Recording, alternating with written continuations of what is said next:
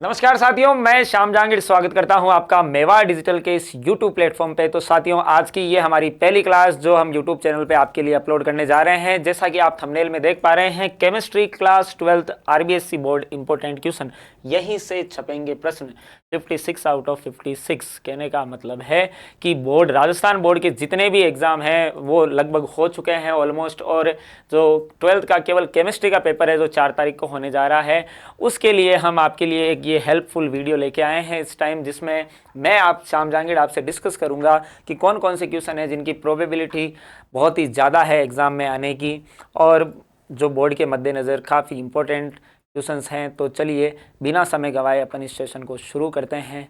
तो देखो, हम सबसे पहले बात करें कि हमारी जो केमिस्ट्री के 10 चैप्टर हैं 12th क्लास के, उनमें से 3 जो शुरुआती चैप्टर है वो फिजिकल के हैं, और 2 जो चैप्टर हैं वो इनऑर्गेनिक, और बाकी जो 5 चैप्टर हैं वो ऑर्गेनिक केमिस्ट्री के हैं। ठीक है, टोटल हमारा 56 नंबर का पेपर आता है, जिसमें टोटल 18 MCQs आते हैं, 10 फिल इन द ब्लैंक्स आते हैं, फिर 8 है वो छोटे क्वेश्चन आपके 1 नंबर में पूछे जाते हैं, और उसके बाद में 1.5 का क्वेश्चन आता है, 3 नंबर और 4 नंबर के क्वेश्चन आते हैं। तो मैं कुछ इसी पैटर्न पे कुछ इंपॉर्टेंट क्वेश्चन जिनकी प्रोबेबिलिटी बहुत ज़्यादा है आने की, वो क्वेश्चंस आपके लिए लेके आया हूँ। हो सकता है सारे के सारे क्वेश्चन ऑलमोस्ट 95% या 90% क्वेश्चन आपके इस सेशन से आ जाएं। तो चलिए शुरू करते हैं, और आप साथ का साथ इस जो भी मैं आपको बताऊं उसका स्क्रीनशॉट लें, उसको याद करें, उसको ध्यान से देखें, उसको मार्क करें, और आपके एग्ज़ाम की एकदम अच्छे से प्रिपरेशन करें। हम चाहते हैं कि इस मेवा डिजिटल जो ऑनलाइन प्लेटफॉर्म है, इसके माध्यम से हम प्रत्येक बच्चे को जो बोर्ड की तैयारी कर रहा है, जो 9th 10th 11th और 12th किसी भी क्लास में है, उस क्लास की प्रत्येक सब्जेक्ट को हम इस चैनल के माध्यम से आप तक पहुंचाएंगे। हर एक सब्जेक्ट, हर एक कंटेंट को हम जो 0 लेवल से टॉप लेवल तक ले जाने का पूरा प्रयास करेंगे। हम सब आपके लिए बहुत सारी जो नई चीज़ें हैं, नए क्वेश्चंस हैं, वो सब लेके आएंगे इस चैनल के माध्यम से। तो अगर आप इस चैनल पे बिल्कुल नए हैं, ये वीडियो पहली बार देख रहे हैं हमारा, वैसे ये फर्स्ट वीडियो है, तो आप हमारे चैनल को सब्सक्राइब करें। तो चलिए अब बाकी बातें बाद में करेंगे, पहले सेशन स्टार्ट करते हैं। तो देखो, सबसे पहले मैं आपके लिए कुछ लेके आया हूँ। जैसे अपन बात करें कि फर्स्ट चैप्टर है जो हमारा, हम वीडियो ज़्यादा लंबा नहीं करेंगे, मैं कंप्लीट सिलेबस के चैप्टर्स इसमें कवर करने का ट्राई कर रहा हूँ। तो हमारा जो फर्स्ट चैप्टर है जिसका नाम है सॉल्यूशन, जिसको अपन इंग्लिश में सॉल्यूशन और हिंदी में क्या हो गया, विलियन। इसके कुछ देखो इंपॉर्टेंट टॉपिक्स है, वो मैं यहाँ पे लिख दे रहा हूँ कि कौन कौन से टॉपिक है जिनके चांसेस है वो बहुत ही ज़्यादा है आने के। तो उनमें से देखो, सबसे पहले सांद्रता के पद में एक नाम आता है आपके लिए मोलरता। मोलरता की परिभाषा, मोलरता का सूत्र, उत्तर क्या है अभी बताता हूं मैं आपको। लिखने की जरूरत नहीं पड़ेगी यहाँ पे, क्योंकि मैंने ऑलरेडी आपके लिए सेव कर रखा है, ताकि वीडियो है वो शॉर्ट टाइम में कंप्लीट हो जाए और पूरा मैटर आप तक पहुंच जाए, है ना। मोलरता है, मोलरता के बाद में आप याद रखेंगे सांद्रता के पद है, सॉरी, इसमें एक इंपॉर्टेंट टॉपिक है, सबसे इंपॉर्टेंट टॉपिक अणुसंख्यक गुणधर्म। यहाँ से पक्का सवाल आएगा अणुसंख्यक गुणधर्मों में से। और इसके अलावा आप देख सकते हैं इसमें हेनरी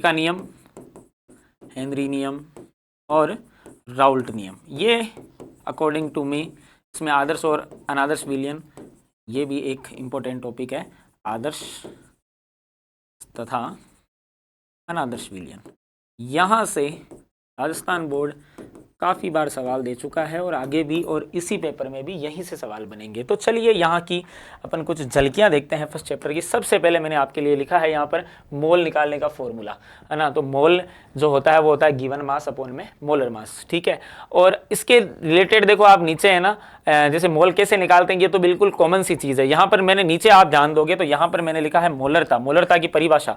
1 लीटर विलियन में उपस्थित विलेय पदार्थ के मोलों की संख्या क्या कहलाती है, मोलरता कहलाती है। आपसे पूछ सकता है मोलरता की परिभाषा, मोलरता का सूत्र याद रखें, विलेय के मोल अपॉन में विलियन का आयतन, और आयतन किस में लेना है आपको, लीटर में लेना है, ठीक है। और अगर मान लो कि आपको कोई गैस दे रखी है, उस गैस का आयतन दे रखा है, तो आप उसके मोल कैसे निकालेंगे, तो उसके लिए आप जो आयतन दे रखा है उसमें 22.4 का भाग लगाओगे, तब आपके उसके मोल आ जाएंगे, ठीक है। अब जो राजस्थान बोर्ड हमेशा एक फेवरेट सवाल रहा है उसका कि उस विलियन की मोलरता ज्ञात कीजिए जिसमें 5 ग्राम NaOH 450 ml विलियन में घुला हुआ है। ठीक है, यहां से आंकड़ा चेंज हो सकता है लेकिन ऐसा न्यूमेरिकल आने का चांस रहता है। तो यहां पर देखो आपको क्या दे रखा है, 5 ग्राम NaOH दे रखा है, तो ग्राम मतलब ये दे रखा है इसका गिवन मास, और मोलर मास NaOH का आपको पता है कितना होता है 40, तो 5/40 से 0.1 इसके मोल आ जाते हैं। और फिर मोलरता का फॉर्मूला आपको पता ही होना चाहिए, जो विले के मोल अपन में विलियन का आयतन, आयतन यहाँ ml में दे रखा है, ध्यान रखें लीटर में लेना है तो 1000 से मल्टीप्लाई करना है और यहाँ से 0.2 इसका आंसर आ जाता है। और मोलरता की यूनिट हो जाएगी आपकी मोल पर लीटर, ये लगाना नहीं भूले। साथ ही मोललता भी आ सकता है। मोललता और मोलरता में क्या डिफरेंस है, विलेय के मोल अपॉन में विलायक का द्रव्यमान और उसमें विलियन का आयतन।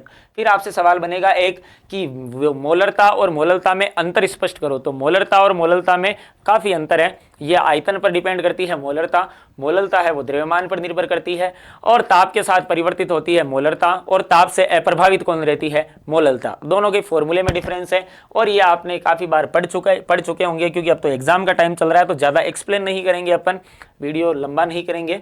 अब आगे देखो, आगे यहाँ पर हेनरी का नियम, हेनरी नियम जैसे मैंने अभी टॉपिक में डाला था, हेनरी नियम काफी इंपॉर्टेंट है। स्थिर ताप दाब व सांद्रता की स्थिति में किसी गैस की द्रव में विलेयता उस गैस के द्वारा द्रव की सतह पर लगाए गए दाब के या आंशिक दाब के समानुपाती होती है। यह हेनरी नियम का गणितीय रूप याद रखना, M समानुपाती P, है ना। ठीक है, ये यहाँ पर क्या हो गया, गैस की द्रव में विलेयता है वो गैस द्वारा द्रव की सतह पर लगाए गए दाब के समानुपाती होती है। तो M है वो विलेयता है और P क्या है, यहाँ पर दाब है। और अगर समानुपाती का चिन्ह मैं हटाऊं तो यहाँ पे M बराबर क्या हो जाएगा, KH और ये P, ये हेनरी नियतांक है, ध्यान रखना। KH है वो क्या है, हेनरी नियतांक। और यहाँ से ग्राफ बन सकता है, हेनरी नियम से आप ग्राफ बना सकते हो किसके किसके बीच में, दाब और यहाँ पर गैस की मात्रा या फिर विलेयता के बीच में। तो यहाँ पर आपको सरल रेखीय ग्राफ प्राप्त होगा और जो सरल रेखा की जो ढाल है वो आपको बताएगी KH के मान को, अर्थात हेनरी नियतांक को। ठीक है, याद रखें।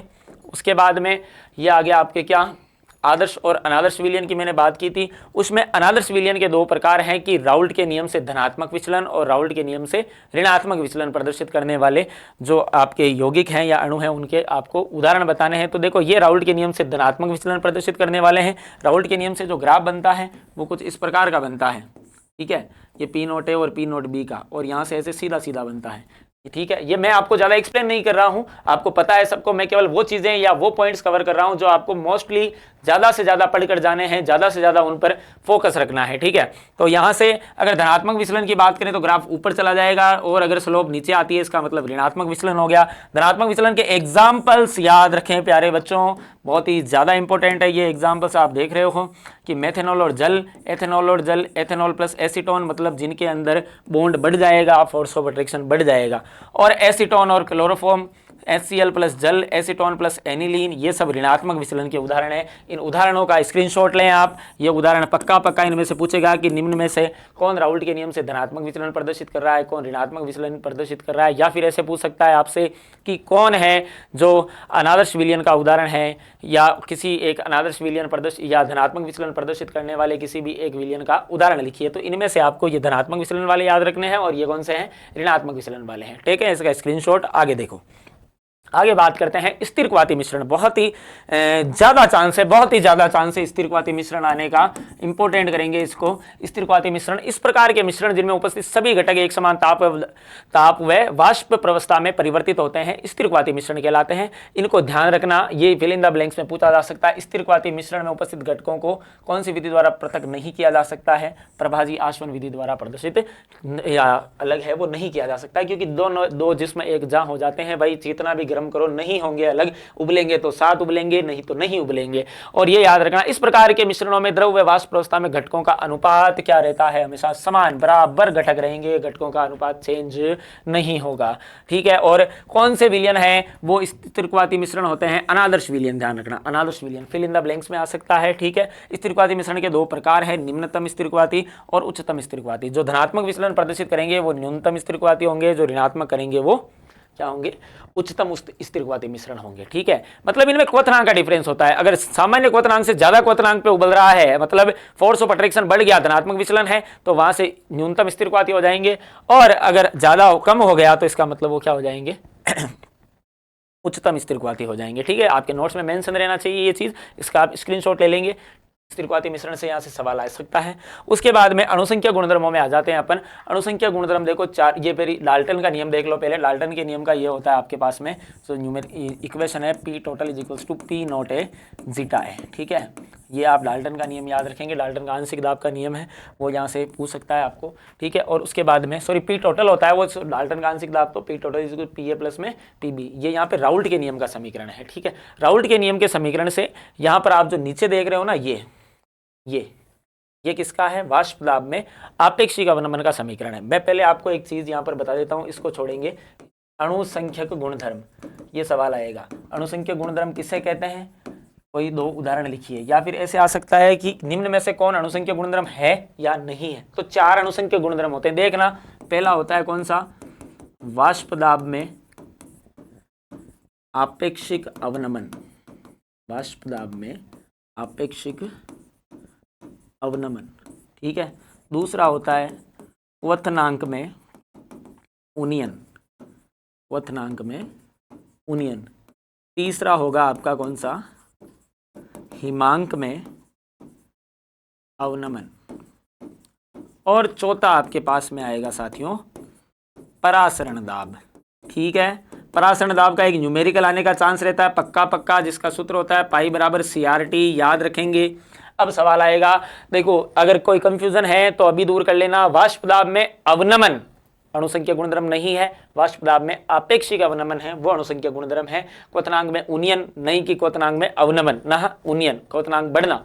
हिमांक में अवनमन, उन्नयन नहीं आएगा, ध्यान रखना। परासरण दाब, ये चार ही अणुसंख्या गुणधर्म है, इनके अलावा कोई अणुसंख्या गुणधर्म नहीं है। फिर एक सवाल और याद रखें, अणुसंख्या गुणधर्म इस पर डिपेंड करता है विलेय पदार्थ के मोल पर, विलेय पदार्थ की मात्रा पर निर्भर करता है, ना कि विलेय की प्रकृति पर। क्या है विलेय, इससे कोई मतलब नहीं है, कितना है इससे मतलब है। तो अगर आपसे ऐसे सवाल पूछे कि पहले किसी विलयन का क्वथनांक है, वो आपके पास में है मान लो कि 10, ठीक है, और उसके बाद में अगर मैंने उसमें विलेय है उतनी ही मात्रा में विलेय 10 जितना था उतना ही विलेय मान लो मैंने दूसरा लगा दिया। अगर मान लो मैंने NaCl की जगह कुछ और ऐड कर दिया, मान लो मैंने KCl ऐड कर दिया, तो क्या होगा, कुछ नहीं होगा। विलेय कौन है उससे कोई मतलब नहीं है, मात्रा अगर आपने चेंज कर दी तब ऊपर नीचे होगा। आई बात समझ में।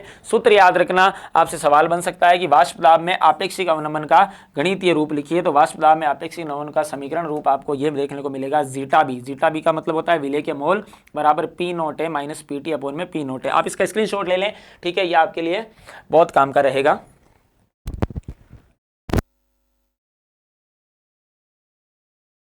आगे देखो,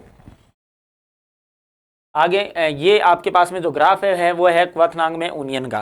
क्वथनांक में उन्नयन का ग्राफ आ सकता है, ध्यान रखना। क्वथनांक में उन्नयन, ये शुद्ध विलायक के लिए जब आप देखोगे तो क्वथनांक पहले ये रहेगा, और फिर जैसे ही विलयन हो जाएगा तो विलयन के लिए क्वथनांक में बढ़ोतरी हो जाएगी। जितनी बढ़ोतरी हुई वो यहाँ पर बताते हैं, ठीक है। ज़्यादा एक्सप्लेन की नीड नहीं है, केवल पॉइंट टू पॉइंट याद करना है हमें, इसीलिए इसका लेवें आप स्क्रीनशॉट, ठीक है। क्वथनांक में उन्नयन का फॉर्मूला होता है delta TB equals to KB into M। KB क्या है यहाँ पर, मोलल उन्नयन स्थिरांक, ध्यान रखना, मोलल उन्नयन स्थिरांक है ये। इसकी परिभाषा ये रही मोलर उन्नयन स्थिरांक की। मोलर उन्नयन स्थिरांक उस विलयन के क्वथनांक के उन्नयन के बराबर होता है जिसकी मोललता 1 इकाई हो। मतलब आपको इसको 1 मानना है, M को, तो डेल्टा T किसके बराबर हो जाएगा, KB के बराबर हो जाएगा, ये याद रखना यहाँ से। उसके बाद में आप देखोगे सेकंड चैप्टर में आ गए हैं हम। सेकंड चैप्टर का नाम है, पहले चैप्टर से आपको क्या क्या याद रखना है भाई, अणुसंख्या गुणधर्म चारों याद रखने हैं। परासरण दाब से न्यूमेरिकल बन सकता है, पाई बराबर CRT से, पाई परासरण दाब है, ठीक है। C सांद्रता है, त्रि तापमान वो केल्विन में रखना है, R का मान आपको गिवन रहेगा क्वेश्चन के अंदर, वहाँ से न्यूमेरिकल बनने के चांस है। और उसके बाद में स्थिरक्वाती मिश्रण, आदर्श अनादर्श विलयन, ग्राफ जितने भी है वो सभी ध्यान में रखेंगे, ठीक है। क्वथनांक में उन्नयन का ग्राफ बहुत ज़्यादा इंपॉर्टेंट है। वाष्प दाब में आपेक्षिक अवनमन का आपको पूछ सकता है समीकरण रूप। और उसके बाद में अपन बात करते हैं अब सेकंड चैप्टर की। सेकंड चैप्टर का हमारे जो नाम है उसका नाम है इलेक्ट्रोकेमिस्ट्री। इलेक्ट्रोकेमिस्ट्री, इलेक्ट्रोकेमिस्ट्री को अपन इंग्लिश में देखो, इलेक्ट्रोकेमिस्ट्री को अपन बोलते हैं वैद्युत रसायन। क्या बोलेंगे, वैद्युत रसायन। यहाँ से भाई देखो MCQ fill in the blanks 1 number का बड़ा छोटा सारा सवाल आता है। तो मेरे हिसाब से जो जो इस बार आने के चांस है उनको मैंने आपके लिए यहाँ मेंशन किया है। तो देखना अब, सबसे पहले मैंने यहाँ पर ये डायग्राम जो आपको दिखाया है ये है डेनियल सेल का। डेनियल सेल इस बार पूछ सकता है, पिछली बार निकल कैडमियम सेल का एक आपको जो डायग्राम है वो पूछा गया था। इस बार इसका डायग्राम और क्रियाविधि पूरी पूछ सकता है। डेनियल सेल का ये डायग्राम है, स्क्रीनशॉट ले लें। नीचे इसको बनाने के लिए क्या क्या काम में लेते हैं वो मैंने नीचे मेंशन कर रखा है। अगर मैं आपको हर एक चीज़ एक्सप्लेन करके दूंगा अभी तो आपको बहुत ही ज़्यादा जो वीडियो है वो बहुत ही ज़्यादा लेंथी हो जाएगा, ठीक है। इसका आप स्क्रीनशॉट लें। और एनोड और कैथोड पर कौन कौन सी अभिक्रियाएं होती है ये ध्यान रखें। एनोड जिंक का बना होता है, कैथोड है वो कॉपर का बना होता है। और ये एनोड पर लोन कंसेप्ट याद रखें। लेफ्ट में एनोड ऑक्सीडेशन होगा, ठीक है, और नेगेटिव चार्ज आएगा। एनोड पर नेगेटिव डेनियल सेल में आता है, बाकी में पॉजिटिव आएगा, ये ध्यान रखेंगे, ठीक है। बीच में है लवण सेतु। लवण सेतु के कार्य याद रखना, ठीक है। लवण सेतु के अंदर कोई विलयन भरते हैं अपन, KCl मतलब जो क्या करता है, दोनों तरफ आयनों का संतुलन करता है, दोनों विलयन के दोनों इलेक्ट्रोडों को जोड़ने का काम करता है। आई सबको बात समझ में। उसके बाद में आगे चलते हैं। आगे चलेंगे तो SH का डायग्राम 1 नंबर में डायग्राम आ सकता है। मानक हाइड्रोजन इलेक्ट्रोड का डायग्राम बनाइए। तो ये डायग्राम आपका ये रहा, जिसमें आपको ये यहाँ पर लेना है, किसकी छड़ लेंगे आप बताओ। प्लेटिनम पत्र लेना है आपको, प्लेटिनम की छड़ लेनी है। और SHE कैसे तैयार करने हैं वैसे आपको मैंने यहाँ पर पूरा लिख कर दे रखा है, तो आप इसको याद करेंगे बहुत ही अच्छे तरीके से। SHE का डायग्राम बहुत ज़्यादा इंपॉर्टेंट है। और इसका विभव पूछे, सेल विभव का मान तो 0 होगा, ध्यान रखना 0.0। मतलब किसी भी अज्ञात विलयन की अगर आपको मान लो अज्ञात इलेक्ट्रोड के आपको अगर सेल विभव ज्ञात करना है या मानक इलेक्ट्रोड विभव ज्ञात करना है तो किसकी सहायता से ज्ञात करेंगे, SHE की सहायता से ज्ञात करेंगे। आपसे पूछ सकता है इसका इलेक्ट्रोड विभव कितना होता है, तो 0 होता है। डायग्राम पूछे तो आपको ये छाप के आना है। डायग्राम के साथ में ये लिख के आओगे तो अट्रैक्शन ज़्यादा जमेगा, आकर्षण जमेगा, आकर्षण जमेगा, आपका इंप्रेशन पड़ेगा, माहौल बनेगा, नंबर आएंगे, तो फिर मिठाई बटेगी, स्वामणी होगी। आई बात समझ में, ठीक है। उसके बाद में आए नेंसल्ट समीकरण। अब की बार मेरा दिल बोलता है कि नेंसल्ट समीकरण को काफ़ी वो दिया जाएगा, क्या बोलते हैं, तजुर्बा, वो क्या बोलते हैं, तवज्जो दिया जाएगा, है ना।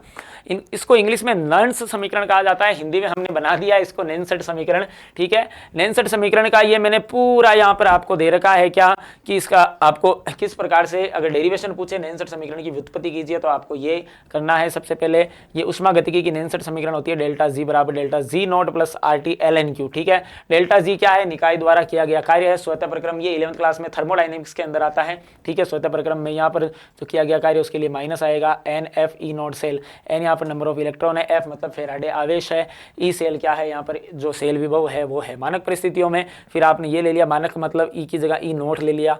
मानक परिस्थितियाँ क्या होती है भाई, जो क्या बोलते हैं स्टैंडर्ड टेम्परेचर प्रेशर, वो मानक परिस्थितियाँ होती है, ठीक है।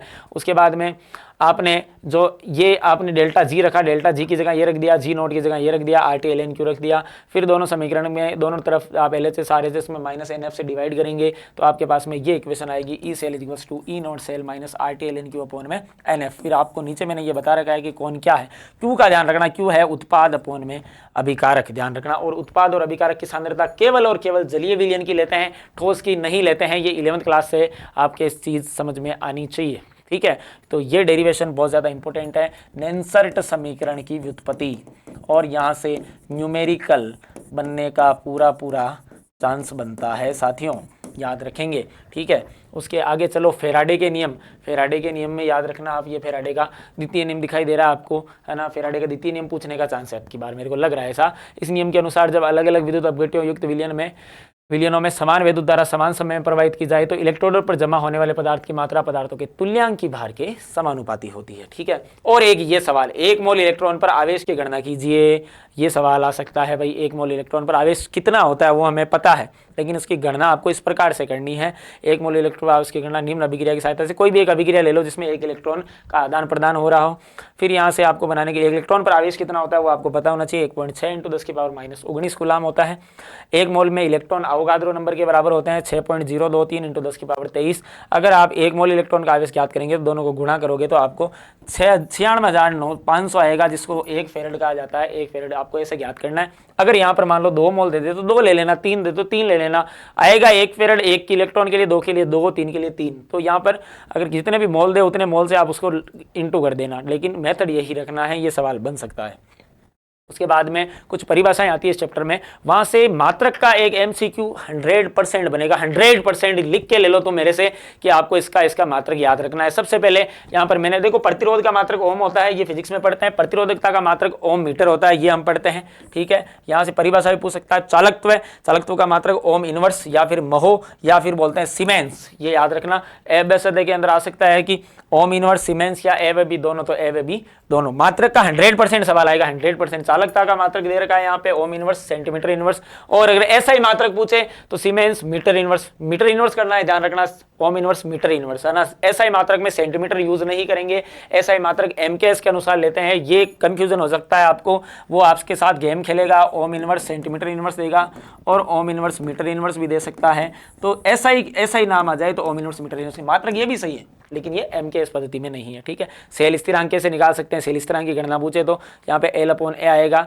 ठीक है। इलेक्ट्रोड के बीच की दूरी और उनके अनुप्रस्थ काट का क्षेत्रफल का जो अनुपात होता है वो। और अगर आपको सेल स्थिरांक और प्रतिरोध ज्ञात करना हो, सेल की चालकता आप निम्न सूत्र द्वारा ज्ञात की जा सकती है। सेल स्थिरांक आपको दिया है, लंबाई दी है, क्षेत्रफल दिया है, तो आप पहले सेल स्थिरांक ज्ञात करके प्रतिरोध से अगर डिवाइड करोगे तो आप इस सूत्र से कर सकते हैं। आई समझ में। फिर ये चालकता है, चालकता के जो आपको K = C है वो इसके बराबर, मतलब इसकी जो परिभाषा है वो यहाँ पर आ जाती है। आई सबको बात समझ में। एक आपको मोलर चालकता ज्ञात करने का सूत्र आ सकता है।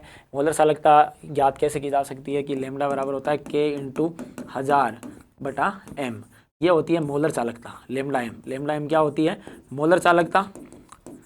मोलर चालकता पूछ सकता है आपसे, देखो कैसे क्या क्या देकर मोलर चालकता कैसे के होते है। चालकता आपको दे रखी होगी 1000, एक कांस्टेंट वैल्यू है, m है, वो आपको देगा मोलरता।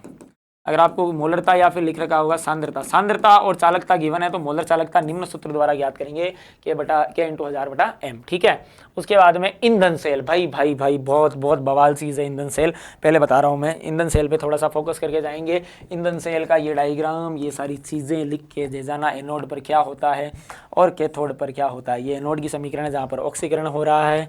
डायग्राम का स्क्रीनशॉट लो फटाफट। वेरी इंपॉर्टेंट, बहुत ज़्यादा इंपॉर्टेंट। फ्यूल सेल, ईंधन सेल आने के पूरे चांस है भाई, ध्यान रखना। एक डेनियल सेल का सेल भी, वो भी याद रखना, टावरों 1.1, उसमें जब इलेक्ट्रोड किसके बने हो, जिंक और कॉपर के बने हो, तब 1.1 इलेक्ट्रॉन वोल्ट आएगा। उसके बाद में देखो, उसके बाद में एक और चीज़ याद रखना, ईंधन सेल के उपयोग यहाँ पर मैंने मेंशन नहीं किया, मैं बता देता हूँ। अपोलो मार्स मिशन, ईंधन सेल में क्या दिक्कत है, ईंधन सेल में दिक्कत क्या है, ईंधन सेल का फायदा क्या है, ईंधन सेल के लाभ ये है कि ईंधन सेल में जितनी भी अभिक्रियाएं होती है, उन अभिक्रियाओं में लास्ट में जो उत्पाद बनता है ना, उस उत्पाद से जल बनता है। क्या बनता है, जल। उस जल को अपन यूज कर सकते हैं। अपोलो मार्स मिशन में जब एस्ट्रोनॉट्स अंतरिक्ष के अंदर गए थे, उस दौरान पानी वहाँ पर साथ में नहीं लेके गए। ईंधन सेल में जो पानी बना, उस पानी का उन्होंने उपयोग किया था पीने के लिए। और ये याद रखना, अपोलो मार्स मिशन में किसका उपयोग किया जाता है, तो किसका उपयोग किया गया था, ईंधन सेल का उपयोग किया गया था, ठीक है। अब आगे अपन तीसरे चैप्टर में आ गए भाई, तीसरे चैप्टर में आ गए, जिसका नाम है रासायनिक बल गतिकी, और जिसको अपन बोलते हैं केमिकल काइनेटिक्स। किस नाम से जानते हैं, केमिकल काइनेटिक्स के नाम से जानते हैं। इसमें सबसे पहले अभिक्रिया की कोटि याद रखेंगे। अभिक्रिया की कोटि, शून्य कोटि, प्रथम कोटि अभिक्रिया का अर्धायुकाल, और इसके जो समाकलित वेग समीकरण है, यहाँ से आपका क्या बन सकता है, अर्धायुकाल का बनेगा इस बार पक्का। समाकलित वेग समीकरण का पिछली बार आ गया था। अर्धायुकाल ज्ञात करने के लिए आपको जो डेरिवेशंस करवा रखी है आपकी नोटबुक में, आपके टीचर्स द्वारा, किसी के भी द्वारा, तो उसको आप अच्छे से देख के जाएंगे। उसके बाद में अभिक्रिया वेग पर किस किस का प्रभाव पड़ता है। अब अभिक्रिया वेग पर उत्प्रेरक का प्रभाव, अभिक्रिया वेग पर उत्प्रेरक कैसे प्रभाव डालेगा, अभिक्रिया वेग में उत्प्रेरक अभिक्रिया के वेग को बढ़ा देगा, किसको कम करके, सक्रियण ऊर्जा को कम करके, ये ध्यान रखना। तो उत्प्रेरक के प्रभाव को मैंने यहाँ पर ग्राफ के द्वारा बता रखा है कि जब आपके पास में उत्प्रेरक नहीं था तब ये सक्रियण ऊर्जा थी, और जब उत्प्रेरक आ गया तब सक्रियण ऊर्जा ये है। आई बात समझ में। तो सक्रियण ऊर्जा में कमी, अर्थात ऊर्जा कम काम ज्यादा, किसने किया, उत्प्रेरक ने किया। धनात्मक उत्प्रेरक अभिक्रिया वेग को बढ़ा देंगे, उत्प्रेरक ऋणात्मक रहेगा तो कम कर देगा। आई बात समझ में। किसी भी तरीके से बन सकता है सवाल, खाली जगह बन सकती है, ग्राफ पूछ सकता है, कैसे भी बन सकता है, ठीक है। आएगा घूम फिर के इन्हीं में से, ठीक है। उसके बाद में एक अभिक्रिया होती है छदम प्रथम कोटि अभिक्रिया। ये सवाल भी काफी राजस्थान बोर्ड है उनका फेवरेट है भाई। राजस्थान बोर्ड का क्या है सिस्टम, उनका दिल से लगाव हो जाता है किसी भी चीज से, उसको छोड़ते नहीं है ना, बहुत ज्यादा लॉयल है भाई आरबीएससी वाले। आरबीएससी के जितना लॉयल बंदा क्या है, वो संस्था है ना। आरबीएससी के जितनी लॉयल संस्था मैंने नहीं देखी। उनका फिक्स हो गया कि मेरे को इससे प्यार है तो बस उसी से करना है, चाहे कुछ भी हो जाए, है ना। जब प्यार हो गया गधे से तो घोड़े की क्या औकात, तो वही वाला सिस्टम है किसका, हमारे आरबीएससी का। बहुत ही शानदार बोर्ड है हमारा। छदम प्रथम कोटि अभिक्रिया, छदम प्रथम कोटि अभिक्रिया। ऐसी अभिक्रिया जिसकी अणुसंख्यता 2 कोटि 1 हो तो वो क्या कहलाती है बताओ? चरम प्रथम कोटि अभिक्रिया। एग्जाम्पल जी बिल्कुल, एस्टर का अम्लीय जल अपघटन। देखो 2 अणु भाग लेने तो अणुसंख्यता 2 और कोटि कितनी है? 1 है। ये याद रखना। एस्टर का अम्लीय जल अपघटन किसका उदाहरण है? छदम प्रथम कोटि अभिक्रिया। एक सुक्रोज का प्रतिपन, शर्करा का प्रतिपन, ये जैवणु का सवाल है ना, वहां पर भी छदम प्रथम कोटि अभिक्रिया का है, वो ध्यान रखना। ठीक है, ये याद रखना। छदम प्रथम कोटि की अभिक्रिया को उदाहरण सही समझाइए, स्पष्ट कीजिए कि एस्टर का अम्लीय माध्यम जल अपघटन एक छदम प्रथम कोटि की अभिक्रिया है। ये 2 सवाल ऐसी तरीके से बन सकते हैं प्यारे बच्चों। उसके बाद में आपसे देखो वेग स्थिरांक का मात्रक देगा, मोल लीटर इनवर्स, और एक देखो mole litre inverse second inverse. तो ये तो हो गया शून्य कोटि का, केवल सेकंड इनवर्स दे तो वो हो गया प्रथम कोटि का। ये कोटि पूछ सकता है यहाँ से मात्रक देके। और mole inverse litre second inverse पूछे, मोल के ऊपर इनवर्स आ जाए तो वो द्वितीय कोटि का हो जाएगा। ठीक है, ये यहाँ से सवाल याद रखना ये भी। उसके आगे चलो, उसके आगे ये यहाँ पर किसका है? अभिक्रिया वेग पर ताप का प्रभाव का ग्राफ है, ये ध्यान रखना। अभिक्रिया वेग अगर ताप नियत है तो आपके पास में ये हो रहेगा। उसके बाद में जैसे ही ताप बढ़ा दिया आपने, ताप ध्यान रखना 10 डिग्री सेंटीग्रेड की अगर वृद्धि कर दी जाए तो वेग है वो दोगुना हो जाता है अभिक्रिया का, ये भी याद रखना। ठीक है, और ये देखो पहले ये था उत्पाद की मात्रा ये थी, जैसे मैंने ताप बढ़ाया 10 डिग्री तो ये हो गया उत्पाद की मात्रा इतनी बन गई। तो इसको मैं एक बार हटा देता हूँ ताकि आप इसका स्क्रीनशॉट ले सकें। इसका स्क्रीनशॉट लें। ये ताप के प्रभाव का ग्राफ है, अभिक्रिया वेग पर ताप के प्रभाव को समझाइए। किसने समझाया था? मैक्सवेल और बोल्ट्जमान ऊर्जा वितरण आरेख द्वारा अपन इसको समझ सकते हैं। स्क्रीनशॉट लें, बहुत इंपॉर्टेंट है। आगे चलो, आगे चलो, आगे चलो, आगे चलो। आरेनियस समीकरण, पक्का पक्का पक्का पक्का, बहुत ही अच्छा सवाल है। आरेनियस समीकरण से बन सकता है, न्यूमेरिकल बन सकता है। ये हमारी आरेनियस समीकरण है, ध्यान रखना। log K2 अपॉन में K1, log की जो भी आएगा log की वैल्यू आपको दे रखी होगी, दिक्कत ना है, कोई दिक्कत नहीं है इसके अंदर। ये एक सक्रिय ऊर्जा है, ध्यान रखना। सक्रिय ऊर्जा का मान आपको दे रखा होगा। और उसके बाद में नीचे 2.303 आर की वैल्यू भी आपको दे रखी होगी, गैस नियतांक की। T1 T2 ये है प्रारंभिक ताप, अंतिम ताप। मतलब सवाल ऐसे बनेगा कि किसी भी, अगर आप सेल की बात करें या किसी भी विलयन की बात करें तो उसके अंदर आपको सेल अभिक्रिया है, या सॉरी क्या बोल दिया मैंने, हाँ कोई भी अभिक्रिया, उस अभिक्रिया के अंदर आपको वेग नियतांक दे रखा होगा, K1 K2 दो अभिक्रियाओं के, और सक्रिय ऊर्जा दे रखी है, या सक्रिय ऊर्जा में ज्ञात करनी है। मान लो ये R दे रखा होगा, T दे रखा होगा, तो सक्रिय ऊर्जा पूछेगा यहाँ से। सक्रिय ऊर्जा की ये समीकरण है, ये याद रखना हमेशा। आर्यन समीकरण की यहाँ से न्यूमेरिकल बन सकता है। ठीक है, और उसके बाद में आ जाओ आगे। ये आपकी मैंने फिजिकल के 3 चैप्टर्स हैं, उनको मोस्ट प्रोबेबल क्वेश्चंस जो हैं उनको कवर करने का मैंने ट्राई किया है। अब मैं आपको ले चलता हूँ थोड़ा इनऑर्गेनिक की तरफ। ज़्यादा समय नहीं लेंगे, ज़्यादा समय लिया तो फिर पूरा सिलेबस ही बताना पड़ जाएगा, फिर उसमें से क्या इंपॉर्टेंट रह जाएगा। कुछ मैंने लास्ट में आपके लिए मॉडल पेपर भी मेंशन किए हैं, तो वीडियो पूरा देखें, इसके बिना स्किप किए, आपके लिए बहुत ही ज़्यादा हेल्पफुल रहने वाला है ये। लास्ट में कुछ मॉडल पेपर्स हैं, फिजिकल और इनऑर्गेनिक का अलग बनाया है। और हमारे जो मेवाड़ का जो हम ऑफलाइन बेच लेते हैं, वहाँ से अपन ने तो अपन ने जिस तरीके से बच्चों के जो टेस्ट पेपर्स लिए हैं उनका सबका मैंने समावेश यहाँ पर आपके लिए किया है। हमारी जो टीम मेवाड़ टीम है, हम यही चाह रहे हैं कि जो प्रत्येक बच्चा है उस प्रत्येक बच्चे तक एक अच्छे से अच्छा कंटेंट पहुँचे। हमारी तरफ से हमारी पूरी कोशिश यही है, आप तक प्रत्येक चीज़ है वो बेस्ट वे में हम लेकर आएँ। तो आपका साथ इसके लिए बहुत ज़्यादा ज़रूरी है। तो अगर आप में, चलो ये बातें बाद में करेंगे, अभी आगे बढ़ते हैं। तो यहाँ पर अब मैं आ जाता हूँ इनऑर्गेनिक की तरफ। तो वहाँ पर डी और एफ ब्लॉक सबसे पहला हमारा चैप्टर है। तो भाई डी और एफ ब्लॉक में देखो सबसे सामान्य सवाल तो क्या बनते हैं डी और एफ ब्लॉक से? डी और एफ ब्लॉक में इनके निम्न में से कौन डी ब्लॉक का या तत्व है जो संक्रमण तत्व की श्रेणी में नहीं आता? तो 3 तत्व याद रखेंगे, जिंक, कैडमियम और मरकरी, वो संक्रमण तत्वों की श्रेणी में नहीं आते।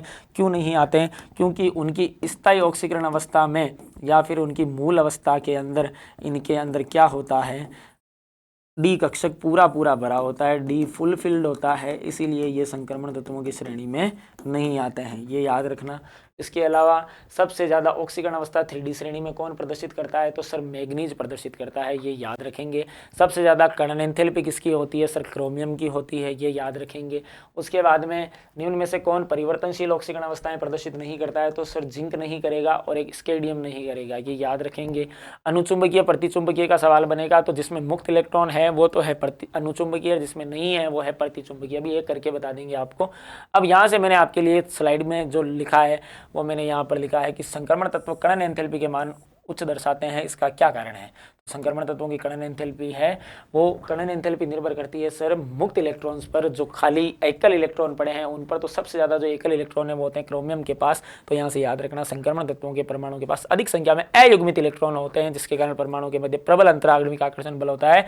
इन पृथक करने के लिए और अधिक ऊर्जा चाहिए, मतलब क्रिस्टल जालक के अंदर बहुत ही ज़्यादा स्ट्रांगली बॉन्ड बना लेते हैं मेटेलिक फोर्स के कारण, तो उसको कणन एंथैल्पी कहते हैं। आपको एक्सप्लेनेशन मिल रखा होगा पहले से, आपको इसको याद करना है। मैं कहने का बोल दूं कि आपको कणन एंथैल्पी है वो पक्का याद रखनी है। कणन एंथैल्पी आने के चांस हैं। और संक्रमण तत्व उत्प्रेरकीय गुण क्यों दर्शाते हैं, परिवर्तनशील ऑक्सीकरण अवस्था के कारण फलाना, ये सारी चीज़ें याद रखनी है आपको, ठीक है। यहाँ से एक कारण का सवाल बनेगा कि क्यों संक्रमण तत्व ऐसा क्यों करते हैं, तो वो आपको याद रखनी है, ठीक है। उसके बाद में आ जाओ आगे। ये 3D श्रेणी में जिंक की कणन एंथैल्पी का मान सबसे कम क्यों होता है, क्योंकि इसमें मुक्त इलेक्ट्रॉन 0 है, ये भी चीज़ याद रखेंगे। आगे आ जाओ। अब संक्रमण तत्वों से बनने वाले दो यौगिक है भाई, एक तो K2Cr2O7 और एक KMnO4 है ना, पोटेशियम डाइक्रोमेट और पोटेशियम परमैंगनेट। इन दोनों की बनाने की विधि आ सकती है, मैंने यहाँ पे मेंशन कर रखी है। पहले तो ये कैसा ऑक्सीकारक है, कलर ऑरेंज होता है, ऑक्सीडेशन स्टेट यहाँ पर क्रोमियम की 6 है। उसके बाद में इसका निर्माण आप कैसे करोगे, तो क्रोमाइट के द्वारा K2Cr2O7 का निर्माण किस प्रकार से कर सकते हैं, उसका आगे वाली स्लाइड के अंदर आपको मिल जाएगा। ये अभिक्रियाएं अगर आप करेंगे जो आपको आनी चाहिए पहले से, इन अभिक्रियाओं से आप किसका निर्माण कर सकते हैं सर, K2Cr2O7 का निर्माण कर सकते हैं। फिर क्रोमेट आयन की संरचना पूछ सकता है, संकरण पूछ सकता है, ये याद रखना, ठीक है। चतुष्फल की ज्यामिति होती है, इसकी ध्यान रखना। और यहाँ पे क्रोमाइटस की मैंने यहाँ पर अनुनादी संरचनाएं बनाई है, कुल 6, कुल बंद है वो 9 है। तो यहाँ पर बॉन्ड ऑर्डर पूछ सकता है, बॉन्ड ऑर्डर कैसे याद किया, तो उसका बॉन्ड ऑर्डर आएगा 1.5, ये भी याद रख सकते हैं आप।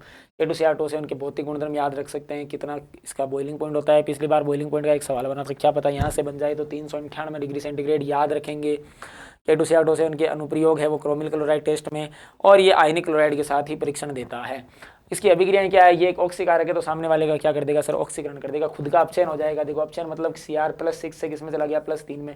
बाकी यहाँ पे सल्फर है, उसका ऑक्सीकरण कर दिया, यहाँ पर भी सल्फर का ऑक्सीकरण कर दिया, नाइट्रोजन का ऑक्सीकरण कर दिया। ये मैंने समीकरण एक जगह लिखा रखी है, ठीक है, याद रखेंगे इसको। KMnO4 का निर्माण पाइरुलोसाइड द्वारा किया जाता है, जो आपके सामने ये रहा, एक विद्युत ऑक्सीकरण द्वारा किया जाता है। ये 2 विधियां हैं, इनको भी पढ़ना है ध्यान से, स्क्रीनशॉट लेके रखेंगे इसका भी। अब बात करें अपन किसकी, कोऑर्डिनेशन कंपाउंड, जो हमारा अगला इनऑर्गेनिक का चैप्टर है, जिसको अपन बोलते हैं उपसहसंयोजी यौगिक। उपसहसंयोजी यौगिक के अंदर सबसे पहले आपसे सवाल बन सकता है सर द्विक लवण और संकुल यौगिक में से। पिछली बार द्विक लवण का आया था, द्विक लवण से आप क्या समझते हैं, इसका एग्जाम्पल दो तो मोहर लवण, फेरस अमोनियम सल्फेट और संकुल यौगिक। इनमें 3 आयन बनते हैं, द्विक लवण में बनने वाले आयनों की संख्या 3 होती है। संकुल यौगिक है वो पूरी तरह आयनों में नहीं टूटता है, एक समन्वय मंडल अलग रह जाता है, तो यहाँ पर 2 आयन बनते हैं, ठीक है, ये याद रखेंगे आप। ये खाली जगह बन सकती है, अबसद बन सकता है। द्विक लवण है वो कितने आयन में विभाजित होगा सर, 3 बनाएगा, ये याद रखना है, स्क्रीनशॉट ले लें। किलेट प्रभाव, किलेट प्रभाव याद रखना है, जब कोई लिगेंड केंद्रीय धातु परमाणु को 2 या 2 से अधिक लोन प्रदान करे, मतलब बहुदंतुक लिगेंड हो, तो उपसहसंयोजी बंध बनाए तो एक वलयनुमा संरचना बनती है। देखो ये प्लेटिनम के साथ में ये आपके CH2 NH2 ये बहुदंतुक लिगेंड जुड़ रखा है, तो EN मतलब एथिलीन डाइअमीन जुड़ रखा है, तो एथिलीन डाइअमीन है वो बहुदंतुक लिगेंड होता है। इसने चारों तरफ से जुड़कर एक वलय बना ली, इस वलय को ही कौन सी वलय बोलते हैं सर, किलेट वलय बोलते हैं। जिस लिगेंड ने बनाई उस लिगेंड को किलेट लिगेंड, और इस पूरे प्रभाव को किलेटीकरण कहा जाता है। याद रखना बहुत ज़्यादा इंपॉर्टेंट है सर, किलेटीकरण क्या होता है। होमोलेप्टिक हेटेरोलेप्टिक ये कम पूछने के चांस है, लेकिन किलेटीकरण अब की बार काफ़ी ज़्यादा चांस है, याद रखना इसका, ठीक है। आगे बात करें अपन, तो आगे एक सवाल पक्का आएगा आपका नामकरण का, कि फलाने यौगिक का, उपसहसंयोजी यौगिक का आप नामकरण करें। तो मैंने यहाँ पर कुछ एग्जाम्पल लिख रखे हैं आपके लिए, और इनमें से मेरा जो मानना है कि इनमें से आपका कोई ना कोई एक है वो आ जाएगा। ये पूरे NCERT के एग्जाम्पल्स हैं, नामकरण करने के लिए ध्यान रखें। ऑक्सीडेशन स्टेट लास्ट में लगाना नहीं भूलेंगे, ठीक है। धनात्मक लिगेंड है, ऋणात्मक लिगेंड है, किस प्रकार से नामकरण करना है वो सारा याद रखेंगे आप, ठीक है। जैसे मैंने इसको तोड़ा तो ये K+ और ये माइनस, तो ऋणात्मक लिगेंड हो गया, नहीं हो गया, तो पहले पोटेशियम लिखो, फिर उसके बाद में कितने साइनाइड है सर, इस लिगेंड की ही संख्या लिखनी है। यहाँ पर कोई टेट्रा पोटेशियम नहीं लिखेगा, केवल पोटेशियम लिखना है। जो बाहर आयनल मंडल में होते हैं उनकी संख्या नहीं लिखी जाती है। और अब ये ऋणात्मक हो गया ना, तो साइनाइड की जगह साइनिड हो जाएगा, धनात्मक होता है तो केवल साइनाइड लिखते हैं। ऑक्सीडेशन नंबर याद करोगे तो आएगी 2। आई बात समझ में। पिछली बार एक ऑक्सीडेशन नंबर का सवाल आया था, FeCO5 में CO का ऑक्सीडेशन नंबर बताओ, वो 0 होता है। और यहाँ पर अब की बार ये तो पक्का ही आएगा, IUPAC का तो पक्का सवाल आएगा इसमें से, ठीक है। इसका स्क्रीनशॉट लेकर रखें आप। फिर वर्नर सिद्धांत से आ सकता है, प्राथमिक और द्वितीयक संयोजकता पूछ सकता है, दर्शाना।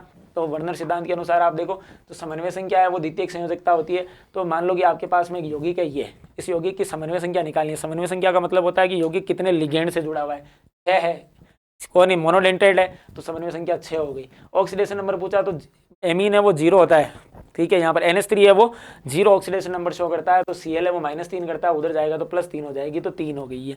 अब दर्शाने का तरीका क्या है कि वर्नर सिद्धांत के अनुसार 2 प्रकार की संयोजकताएं होती है, प्राथमिक और द्वितीयक। प्राथमिक संयोजकता को बोलते हैं ऑक्सीकरण नंबर को, और समन्वय संख्या को बोलते हैं द्वितीयक संयोजकता। प्राथमिक संयोजकता को डॉट लाइन से दर्शाना है और द्वितीयक संयोजकता को सॉलिड लाइन से दर्शाना है। तो यहाँ पर पहले केंद्रीय धातु परमाणु हो गया हमारा कोबाल्ट। अब प्राथमिक संयोजकता को अपन डॉट लाइन से दर्शाएंगे, तो प्राथमिक संयोजकता में कौन है, Cl भाग ले रहे हैं सर, बाकी NH3 तो भाग ही नहीं ले रहा, क्योंकि NH3 की ऑक्सीडेशन नंबर 0 है, ऑक्सीडेशन नंबर में भाग ही नहीं ले रहा। तो यहाँ पर 3 Cl आपने डॉट से दर्शा दिए, और 6 NH3 आपके समन्वय मंडल में है, तो इन्होंने क्या कर दिया, सॉलिड लाइन से दर्शा। और यहाँ पर देखोगे तो देखो ये Cl है, ये Cl यहाँ पर डबल रोल प्ले कर रहा है, अंदर वाला Cl ये समन्वय मंडल का भी काम कर रहा है और ऑक्सीडेशन नंबर में भी भाग ले रहा है। तो आपको डॉट और सॉलिड लाइन दोनों दर्शानी है। इनमें से इसका और इसका एग्जाम्पल पूछ सकता है कि वर्नर सिद्धांत के अनुसार प्राथमिक और द्वितीयक संयोजकता दर्शाइए। प्यारे बच्चों इसको नोट करेंगे, ठीक है। इसका पूरा चांस है, बहुत ही ज़्यादा इम्पोर्टेंट है, पहले बता देता हूँ मैं, ठीक है। उसके बाद आगे आ जाओ।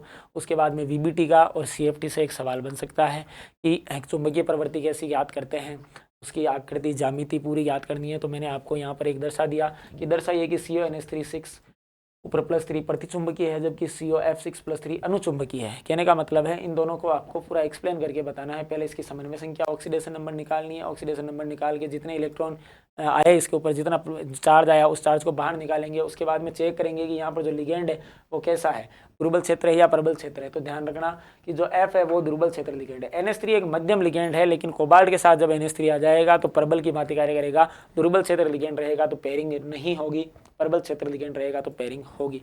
ये आपको आना चाहिए। इसकी क्या क्या ज्यामिति होती है, प्रकृति, कलरलेस कब होगा, कलरलेस जब होगा जब उसके अंदर क्या रहेगा सर, मुक्त इलेक्ट्रॉन नहीं रहेंगे। कलरफुल कब होगा, जब मुक्त इलेक्ट्रॉन रहेंगे, ठीक है। यहाँ से ये सवाल बन सकता है। उसके बाद में अगर बात करें अपन, थोड़ा सा आ जाते हैं ऑर्गेनिक के ऊपर। ऑर्गेनिक में मैंने यहाँ से ज़्यादा क्वेश्चन नहीं डाले हैं, जैसे हेलोएल्केन के मैंने क्वेश्चन नहीं डाले। हेलोएल्केन के मैं ऐसे बता देता हूँ आपको। हेलोएल्केन में SN1 और SN2 अभिक्रिया का हर बार आता है, ठीक है। तो इसका कोई इतना ज़्यादा चांस नहीं है आने का। हाँ, वहाँ से आपके धारणा और प्रतिलोमन की परिभाषा वो याद करके जाएंगे बहुत ही अच्छी तरीके से, क्योंकि इस बार आपको क्रियाविधि पूछने का चांस कम है, ठीक है। और उसके अलावा आप वहाँ से अगर छोटी छोटी अभिक्रियाएँ देखें, जैसे हमारी वुड्स अभिक्रिया हो गई, वुड्स फिटिंग अभिक्रिया हो गई, डार्जन अभिक्रिया हो गई, बहुत ही अच्छी अभिक्रिया है ये भी, ये अभिक्रियाएँ देख के जाएंगे आप। इसके अलावा आप हेलोएरिन है, हेलोएरिन का निर्माण कैसे होता है वो देख के जाएंगे। तो उनसे रिलेटेड अभिक्रियाएं मैंने इसमें आगे मेंशन कर रखी है। तो देखो यहाँ से सबसे पहले एल्कोहल को बनाने के लिए ये सवाल याद रखना, एथीन की अम्ल उत्प्रेरित जल योजन क्रियाविधि। एथीन की अम्ल उत्प्रेरित जल योजन क्रियाविधि बहुत ज़्यादा इंपॉर्टेंट है, आने के पूरे चांस है। यहाँ से एल्कोहल बनता है अम्ल की उपस्थिति में, मध्यवर्ती बनेगा कार्बोधनाइन। कार्बोधनाइन 3 डिग्री ज़्यादा स्टेबल होता है। तो एथीन के अम्ल उत्प्रेरित जल योजन में अगर क्रियाशीलता का क्रम पूछे तो क्रियाशीलता का क्रम कैसे याद रखोगे आप सर, कि जो 3 डिग्री कार्बोकेटाइन है वो सबसे ज़्यादा स्टेबल होता है। पहले तो ये क्रियाविधि देख लें आप, क्रियाविधि आपको आनी चाहिए। सबसे पहला स्टेप है जल के प्रोटोनीकरण द्वारा हाइड्रोनियम आयन का निर्माण, कार्बोधनाइन का निर्माण, और तीसरी आपके पास में कौन सी है, लास्ट के अंदर एल्कोहल के निर्जलीकरण में एल्कोहल का प्रोटोनीकरण हो गया। एल्कोहल का प्रोटोनीकरण हो गया तो यहाँ पर एल्कोहल बन गया, लास्ट में प्रोटोनीकृत एल्कोहल से वापस कार्बोधनाइन, और ये वापस यहाँ पर क्या बन गया, एल्कीन बन गई, ठीक है ना। ये याद रखना। और कौन सा सबसे ज़्यादा दर्शाता है सर, 3 डिग्री दर्शाता है, तो ये 3 डिग्री, ठीक है। इसका स्क्रीनशॉट लेकर रखें, एज इट इज़ अगर आ जाए तो छाप के आना, स्टेप वाइज आगे चलो। आगे BDC द्वारा फिनोल का निर्माण बहुत ही ज़्यादा इंपॉर्टेंट है। फिनोल निर्माण की विधियाँ है, ये मैंने डाली है यहाँ पे। तो फिनोल BDC द्वारा कैसे बनाते हैं, सबसे पहले एनिलीन लेंगे, एनिलीन को NaNO2HCl के साथ में गर्म करेंगे 273 से 228। ये कौन सी अभिक्रिया है, डाईएज़ोटीकरण। तो यहाँ से N2 बना और फिर उसके बाद में उसको गर्म करेंगे तो यहाँ से क्या बन जाएगा, फिनोल बन। ये याद रखना। क्यूमीन द्वारा फिनोल का निर्माण याद रखेंगे कि क्यूमीन द्वारा फिनोल का निर्माण ऐसे बना सकते हैं। पहले क्यूमीन कैसे बना वो बता रखा है इसके अंदर, और फिर उसके बाद में फिनोल कैसे बना वो आपको याद रखना है। आप एक स्टेप में लिख सकते हैं, ये बीच वाला नहीं भी लिखें तो लिख दो ना, कोई दिक्कत नहीं है, ठीक है। तो ये आपको आना चाहिए। उसके बाद में फिनोल का ब्रोमीनीकरण, ये याद रखना। फिनोल के ब्रोमीनीकरण में बहुत ही अच्छे तरीके से पूछ सकता है आपको। देखो ऐसे फिनोल दे देगा, ठीक है, फिनोल देके इसकी अभिक्रिया करवा देगा Br2 से, और बोल देगा कि एक तरफ है H2O और एक तरफ है CH2। CH2 का मतलब होता है अध्रुवीय विलायक और H2O का मतलब होता है ध्रुवीय विलायक। तो अगर ध्रुवीय विलायक H2O लिया है तो सभी जगह दोनों ऑर्थो पर और पैरा पर Br लगाएंगे, और अगर अध्रुवीय विलायक लिया है तो केवल एक ऑर्थो और दूसरा एक पैरा पर लगाएंगे। ठीक है, ये याद रखना। इनमें से कौन ज़्यादा स्थायी है कौन कम स्थायी है प्रतिकर्षण के कारण होता है, आपको बता रखा है, तो इसको आप याद रखेंगे। उसके बाद फिनोल का ऑक्सीकरण, ये याद रखना। फिनोल का ऑक्सीकरण से क्या प्राप्त होता है, ये खाली जगह बन सकती है। फिनोल के ऑक्सीकरण से बेंजोक्विनोन प्राप्त होता है, जिसका कलर कैसा होता है, गुलाबी होता है। या बेंजोक्विनोन का सूत्र क्या होता है, तो आपको ये याद रखना है। रिंग के साथ में क्या जोड़ना है, ऑक्सीजन जोड़ने हैं 2। राइमर टिमान अभिक्रिया, वाह मोस्ट फेवरेट, बहुत ही ज़्यादा फेवरेट, बहुत ही ज़्यादा क्रश है ये राजस्थान बोर्ड का, है ना। सेलिसल्डिहाइड का निर्माण कैसे करेंगे आप, ऐसे बन सकता है फिनोल से सेलिसल्डिहाइड बनाइए। तो फिनोल की अभिक्रिया क्लोरोफॉर्म के साथ आपको किसकी उपस्थिति में करवानी है सर, NaOH की उपस्थिति में करवानी है। तो यहाँ पर आपको सेलिसल्डिहाइड मिल जाएगा। इसी अभिक्रिया का नाम है राइमर टिमान रिएक्शन, याद रखेंगे। उसके बाद आ जाओ आप, कुछ मैंने यहाँ पर सवाल बना रखे हैं, इन सवालों को याद रखना। क्या होता है जब एल्कोहल को 413 केल्विन ताप पर H2SO4 की उपस्थिति में गर्म किया जाता है, क्या होता है जब एल्कोहल को 443 केल्विन पर गर्म किया जाता है। ये दोनों सवाल हैं। ये आप जो अपन एल्कोहल की अभिक्रिया पढ़ते हैं ना, H2SO4 के साथ अम्ल उत्प्रेरित अभिक्रियाएं होती है, उनमें आप दोनों में अलग अलग प्रभाव देखेंगे। तो ये आपने देखा 443 केल्विन पर किसका निर्माण हो गया सर, एल्कीन का निर्माण हो गया। फिर विलियमसन ईथर संश्लेषण, बहुत ही ज़्यादा इंपॉर्टेंट है, ध्यान रखना। इस विधि द्वारा एरिल ईथर भी बनाया जा सकता है। विलियमसन ईथर संश्लेषण में सम्मित और असम्मित दोनों प्रकार के ईथर बनाए जा सकते हैं। जब एल्किल हैलाइड की अभिक्रिया सोडियम अथवा पोटेशियम एल्कोक्साइड के साथ करवाई जाती है तो किसका निर्माण होता है, ईथर का निर्माण होता है। आगे समीकरण देखो आप विलियमसन ईथर संश्लेषण की, ये समीकरण आपको याद रखनी है। 100% विलियमसन ईथर संश्लेषण पूछ सकता है आपसे, डायरेक्ट नाम भी दे सकता है या फिर डायरेक्ट समीकरण देके आगे उत्पाद बताइए, ये भी दे सकता है। विलियमसन ईथर संश्लेषण को याद रखेंगे, इंपॉर्टेंट है। उसके बाद में एल्कीन का ओजोनी अपघटन, एल्कीन के ओजोनी अपघटन को भी ध्यान से देखना, स्क्रीनशॉट लेके रखेंगे, ये भी बहुत ही ज़्यादा इंपॉर्टेंट है। उसके बाद में आ जाओ रोजेनमुंड अपचयन और स्टीफन अभिक्रिया, दोनों के हाई प्रोबेबिलिटी आने की, रोजेनमुंड और स्टीफन की, ये याद रखना है आपको। लिंडलार अभिकर्मक का सूत्र PDBASO4 होता है, ये याद रखना। जो कौन से अपचयन में काम में लेते हैं सर, रोजेनमुंड अपचयन में। रोजेनमुंड अपचयन से क्या बनाया जाता है सर, एल्डिहाइड का निर्माण करते हैं। ठीक है, ये यहाँ पर अम्ल हैलाइड की अभिक्रिया आपको लिंडलार कैटलिस्ट के साथ में करवानी है, उपस्थिति में आपको करवानी है, अपचयन करवाना है इसका, तो आपको क्या मिल जाएगा सर, एल्डिहाइड मिल जाएगा। ये रही रोजेनमुंड अपचयन की अभिक्रिया। उसके बाद में स्टीफन अभिक्रिया में ध्यान रखना, स्टेनस क्लोराइड SnCl2 के साथ करवानी है आपको अभिक्रिया, तो आपको भी एल्डिहाइड मिल जाएगा। ये रही इसकी अभिक्रिया, याद रखना। ठीक है, ये यहाँ पर CH3 लिखा है आगे, जो आया नहीं है। ठीक है, इमीन ये याद रखेंगे आप।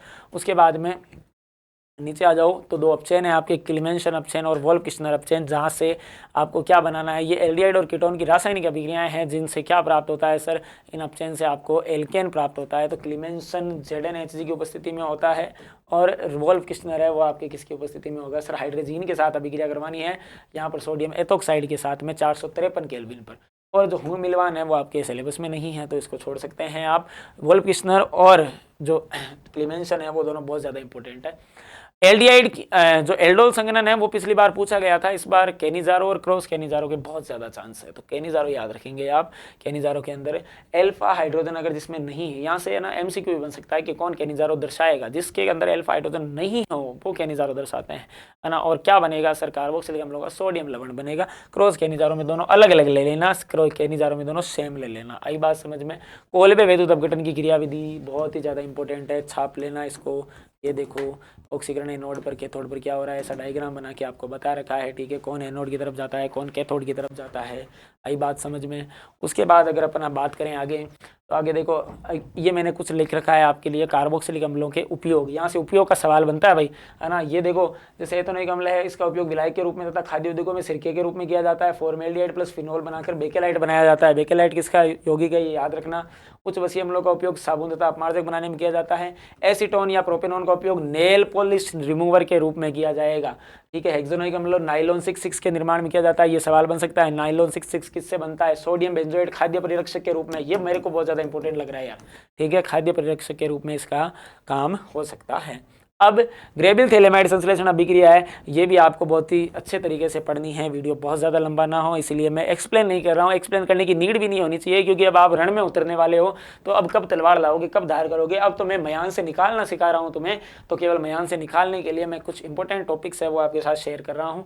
उसके बाद में आप अभिक्रिया देख सकते हो, एनिलीन का नाइट्रीकरण कैसे करते हैं। एनिलीन के नाइट्रीकरण में ध्यान रखना, और तो पैरा और मेटा तीनों उत्पाद बनेंगे, मेटा वाला है वो 47% बनेगा, ये चीज़ याद रखना अच्छे तरीके से। उसके बाद में इसके भौतिक गुणधर्म आप देख सकते हैं पीडीसी के, वो भी आपको याद रखने हैं। डाइएज़ोटीकरण का ये मैंने ऊपर लिख रखा है एक अभिक्रिया जो मैंने पहले बताई थी अभी आपको। उसके बाद में देखो अब कुछ मॉडल पेपर हैं, ये मॉडल पेपर का आप स्क्रीनशॉट लेकर रखेंगे। इन मॉडल पेपर के स्क्रीनशॉट से आपके एमसीक्यूज है वो आने के बहुत ज़्यादा चांस है, ठीक है। जैसे देखो शून्य कोटि की अभिक्रिया है, ये अगर कोई भी उत्प्रेरक की उपस्थिति में हो तो शून्य कोटि की अभिक्रिया का उदाहरण ये है। अगर यहाँ पर देखो ऐसा है वेग स्थिरांक इतना दे रखा है, सेकंड इनवर्स ये आप मात्रक से पहचानोगे तो कौन सी अभिक्रिया हो गई, प्रथम कोटि अभिक्रिया। समन्वय संख्या देखनी है इसकी, तो ईडीटी है, छठदंतुक लिगेंड है, तो इसका 6 हो जाएगा, ठीक है। चालकता की इकाई देखो मैंने बताया था ओम इनवर्स सेंटीमीटर इनवर्स भी है, सीमेंस सेंटीमीटर इनवर्स भी है, दोनों है, तो ए और बी दोनों हो जाएगा। रंगहीन आयन देखना है तो याद रखना मुक्त इलेक्ट्रॉन देखना है आपको, अगर मुक्त इलेक्ट्रॉन है तो रंगीन है, मुक्त इलेक्ट्रॉन नहीं है तो रंगहीन है, तो देख लेना आप इलेक्ट्रॉनिक विन्यास लिखकर। उसके बाद में प्रतिलोम परागण के लिए जो अर्धपारगम्य झिल्ली बनाई जाती है वो सेलुलोज एसीटेट की बनी होती है, और ये मैंने अभी बताया था 500 ग्राम NaOH 4 ग्राम NaOH में घुला हुआ है, तो सांद्रता क्या होगी, सांद्रता ज्ञात करनी है, मतलब मोलरता ज्ञात करनी है, एक ही बात है। प्रथम कोटि अभिक्रिया को 90% पूर्ण होने में लगा समय लगभग होता है, अर्धायु काल का 3.3 गुना होता है, ये याद रख लेना तुम। उपसेचुयोज यौगिक का उपयोग कैंसर में ट्यूमर को रोकने में सिस प्लेटिनम का उपयोग किया जाता है कैंसर के उपचार में, ये याद रखना। उपसेचुयोज यौगिकों के उपयोग से सवाल है ये।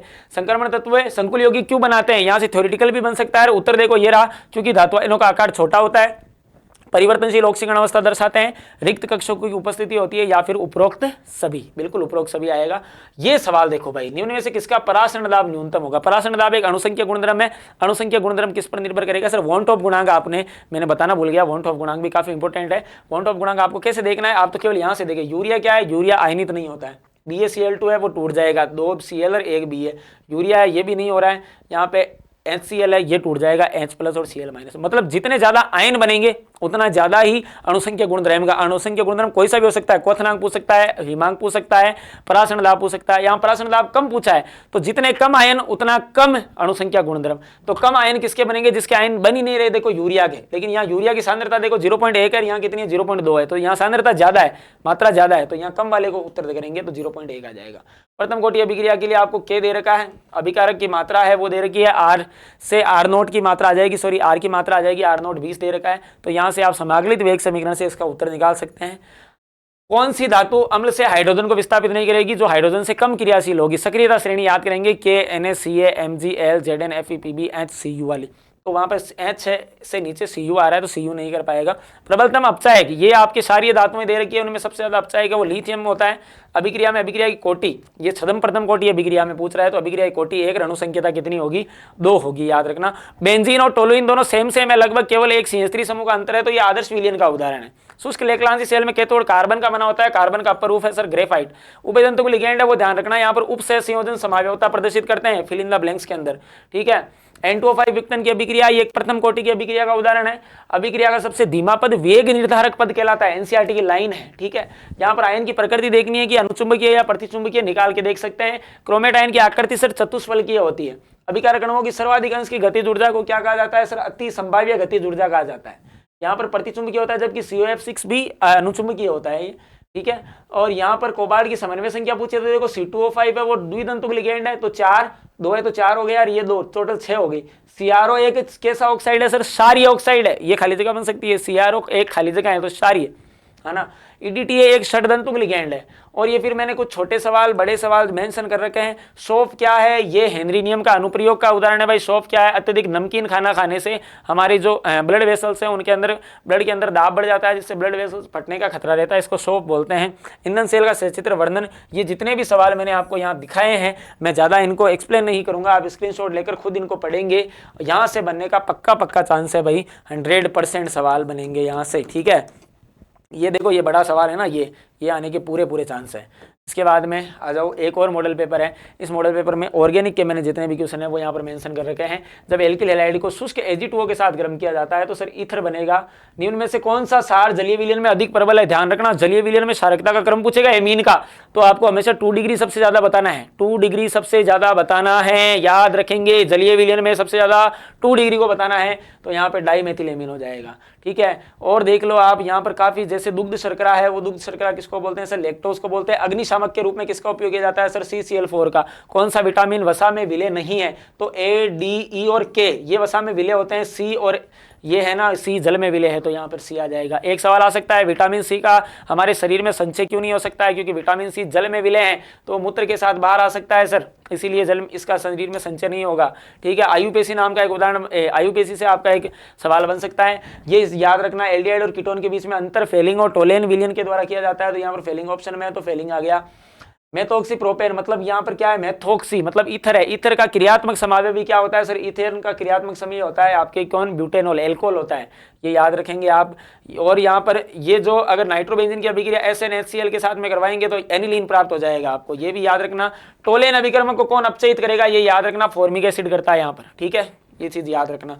यहाँ पर अगर आपको कार्बोक्सिलिक अम्ल के साथ में Br2 Fe दे रखा है तो 3 ब्रोमोबेंजीन मुख्य उत्पाद के रूप में मिलेगा। स्टार्च किसका बहुलक है? तो सर अल्फा सेलुलोज का बहुलक है। जो बायोमोलिक्यूल है, बायोमोलिक्यूल के मैंने यहाँ पर सवाल आपके मेंशन नहीं कर रखे, इसमें से इंपॉर्टेंट रहेगा ग्लूकोज की अभिक्रियाएं जितनी भी है वो सारी आप याद करके जाएं। हार्वर्ड संरचनाएं हैं वो आपको याद करके जानी है। आई सबको बात समझ में? उसके बाद में ये मैंने कुछ यहाँ पर और इंपॉर्टेंट क्वेश्चन है वो डाल रखे हैं, इनका आप स्क्रीनशॉट ले लें। विक्टर मेयर परीक्षण आपसे नहीं पूछा जाएगा। ल्यूकास अभिकर्मक याद रखना, निर्जल ZnCl2 प्लस में HCl, ये आपसे पूछ सकता है एल्कोहल की जांच करने का। 1 डिग्री, 2 डिग्री, 3 डिग्री, सबसे ज्यादा ल्यूकास परीक्षण 3 डिग्री देगा, ये चीज याद रखना। ठीक है, और उसके बाद में ये टोलेन परीक्षण, राइमट ईमान कार्बोक्सिलीकरण, ये मैंने अभी आपको सारी समझाई थी। अनुनादी संरचना का एक सवाल बन सकता है, एनिलीन की अनुनादी संरचना, फिनोल की अनुनादी संरचना या फिर ईथर की अनुनादी संरचना आपसे बनाने को पूछ सकता है। क्रेबिल थैलेमाइड संश्लेषण, कार्बिलेमीन अभिक्रिया, स्टीफन गाटरमान कोच, रोजेनमुंड, ये SN1 अभिक्रिया, स्टार्च और ग्लूकोज में अंतर बताना, स्टार्च बहुलक है, ये मोनोमर है, ये सारी चीज़ें। क्यूमीन से फिलोन अभी बनाया था। ये एमाइलेज और एमाइलोपेक्टिन में अंतर बहुत ज़्यादा इंपॉर्टेंट है सर, जैवणु का सवाल है, याद करके जाएंगे। उसके अलावा विलियमसन ईथर संश्लेषण बहुत ज़्यादा इंपॉर्टेंट है। ये सारी अभिक्रियाएं आपके लिए बहुत ही बहुत ज़्यादा इंपॉर्टेंट है। आशा करते हैं और भगवान से प्रार्थना करते हैं कि जो चीज़ें हमने कुछ डिस्कस की है आपके साथ, उनमें से मोस्ट ऑफ चीज़ें आपके 4 तारीख वाले एग्जाम में आने के पूरे चांसेस रहेंगे। तो आप इस वीडियो को ज़्यादा से ज़्यादा लाइक करें, चैनल को सब्सक्राइब करें, अपने दोस्तों के साथ में शेयर करें। हमारा ये चैनल का फर्स्ट वीडियो है, ये एकदम से बवाल तरीके से फैल जाना चाहिए सभी के। और आशा करते हैं आपको ये सेशन बहुत ही ज़्यादा अच्छा लगा होगा। और कमेंट सेक्शन में आप ज़रूर बताएं कि कितने सवाल आपके लिए हेल्पफुल रहें या रहेंगे। तो ऑल द बेस्ट सभी को 4 तारीख के एग्ज़ाम के लिए, और उसके बाद में फ्यूचर की तैयारी के लिए भी आपको बहुत बहुत शुभकामनाएं। और वीडियो में लास्ट तक बने रहें आप, इसके लिए बहुत बहुत धन्यवाद। चलिए मिलते हैं अब अगले हेल्पफुल वीडियो आपके लिए लेकर आते रहेंगे। तब तक के लिए राम राम, जय मेवाड़।